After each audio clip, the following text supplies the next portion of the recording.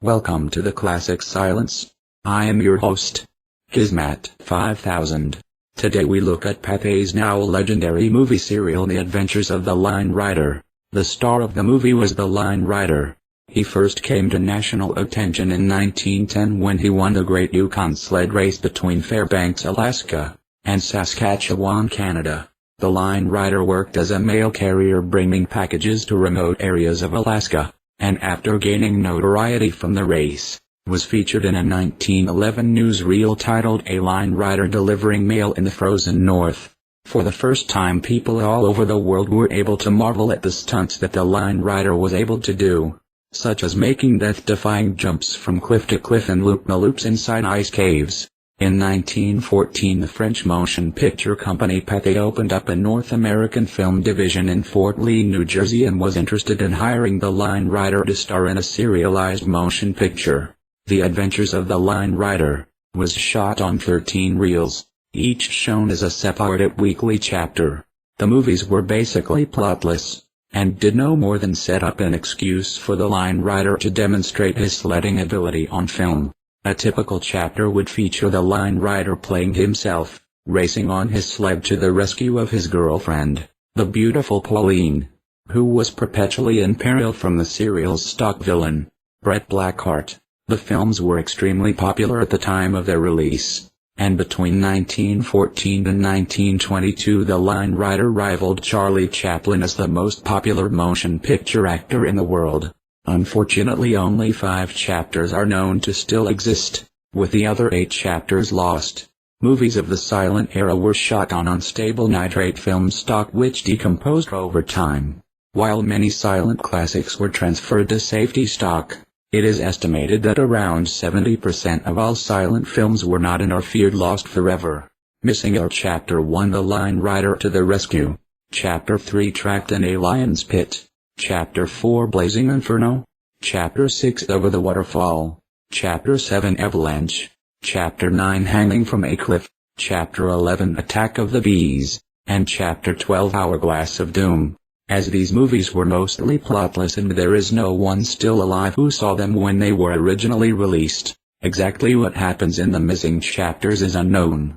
Only 5 chapters were later recovered from collectors, although it is rumored that at least 2 more chapters exist in a film library in Moscow. A print of the first chapter was owned by a Los Angeles film collector, but in 1988 when film historian Leonard Maltin asked for a screening it was discovered that it was still on its original nitrate stock and had melted beyond repair. Only a single frame was recovered of Rex running across a field. Chapter 8 was also feared lost, but a print was recently tracked down in Czechoslovakia. Chapter 5 was only known to exist in fragmented form, but a second complete print was discovered in Paris, although in very poor condition. Film historian Kevin Brownlow painstakingly restored the chapter by combining the 2 prints, restoring it to its original running time and clearing up all the visual flaws. As of 2007 the only chapters still known to exist are Chapter 2 Tracks of Terror, Chapter 5 Time Bomb, Chapter 8 Quicksand, Chapter 10 Blades of Death, and Chapter 13 Death from Above. The Line Rider never made movies for Pathé again, opting to move out to Hollywood. He was signed by Universal Studios where he immediately made a full-length feature based on his adventures with the Great Yukon Sled Race called Race to Glory. Although promoted as a true story, it was highly fictionalized, involving a subplot where Line Rider had to save a rich heiress from kidnappers. Other films made for Universal included 1916's Master of the Mountains, and another biopic, this time about the British Arctic explorer Robert F. Scott, called Scott Conquers the Antarctic. It was once again fictionalized as Scott, played by the Line Rider, succeeds in finding the South Pole and rescuing his starving crew members. The real Scott did not reach the pole first and froze to death on his way back. This was followed by 2 comedies, Snowblind, in 1917, and The Wackiest Sled in the North, in 1918. In 1918 the Line Rider was drafted and was on the front in World War I, but the war ended before he actually saw any action. This did not stop Universal from labeling him the hero and putting him in exploitative war movies.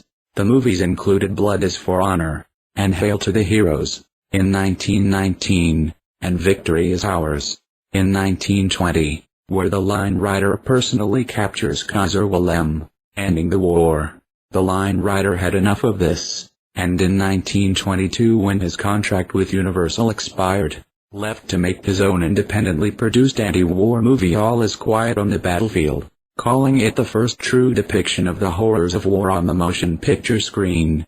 The movie did poorly at the box office, mainly due to the fact that this was the first and only of the Line Rider's movies where he did not ride a sled. Despondent over the movie's failure, the Line Rider left the motion picture business, and instead toured on stage. In 1925 he returned to Hollywood, where he was asked to join United Artists. Here he made many unremarkable but popular movies. However, his career came to an end with the arrival of sound film, as the Line Rider's high-pitched voice sounded funny to movie audiences. In 1932 the Line Rider retired completely from show business, returning to delivering mail in Alaska. As for his co-stars in the serial, Mary Sullivan, who portrayed the Line Rider's girlfriend Pauline, is not known to have ever been hired for any other motion pictures. She had a brief career as a stage actress before retiring from show business to become a housewife. Bernard Holmes, who portrayed the evil Brett Blackheart, had a prolific career as a screen villain in many silent and early sound films. In 1937 he ran for and won a seat in the Senate, where he remained until his death in 1981. Michael Berenzon, who portrayed Rex the Wonder Dog, appeared in several movies, both credited and uncredited, until he was put to sleep in 1922 for biting a mailman. His death was never publicized, and many other dogs would appear as Rex between 1922 and 1948. Fuzzy Fuzzbright became a popular character actor in hundreds of westerns between 1914 and 1973. Although always credited as Fuzzy Fuzzbright, and usually playing a character called Fuzzy, his real name was Brock Covington, which he had changed to Fuzzy for the movies. In 1937 a sound version of The Adventures of the Line Rider was made by MGM Studios, starring Clark Gable as the Line Rider, Jean Harlow as Pauline, Lionel Barrymore as the villain Blake Badhart, and revising his role from the original film, Fuzzy Fuzzbright. Shot as a single feature, the film bared little resemblance to the original. Line Rider went into obscurity for decades, but then clips from Chapter 2 were used as a segment in the 1961 Robert Youngstown compilation movie Days of Thrills and Laughter. Since then the series has been recognized as a high watermark in silent movie cinema. I am now pleased to present the surviving chapters of The Adventures of Line Rider.